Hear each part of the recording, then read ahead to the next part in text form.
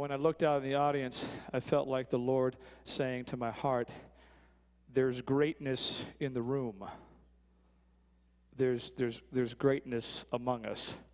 And that is because God is not in the business of making junk.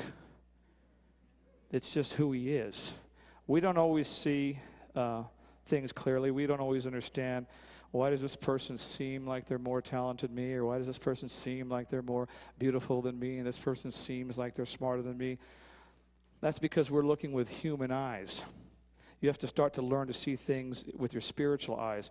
And it's just like, I know a lot of you struggle with who you are and what your purpose is. And the problem is that we don't see ourselves the way God sees us.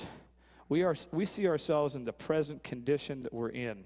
But God sees like a finished product. He already knows what the house is going to look like when it's finished. We're in the middle of the foundation going, this doesn't look like a house to me. You know what I mean? And it's just like, the most important thing is really like what's in your heart.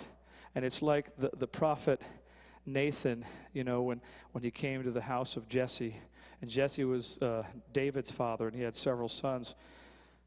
And the prophet came to him, and then he said, you know, one of your sons is going to be, you know, the king of Israel. And Jesse brought him all the sons, and he brought the handsome ones and the strong ones and the ones that looked kingly. And then, you know, the prophet was like, I'm not feeling it here. This is no love connection here. Is this all your people? Is this all your sons? He was like, well, there is just, I have just one more, but he's just a little shepherd boy, David. And he brought David in, and he was like, bam, that's the one.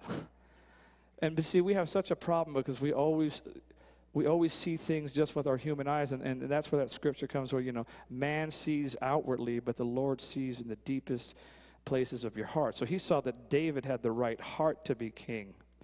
And sometimes we do that to ourselves. We go, well, I don't look like somebody who's going to be powerful, or I don't look like somebody who's successful, or I don't look like I could do this, or my friend doesn't look like that. But you have to learn to view yourself the way God does, and God doesn't make any junk.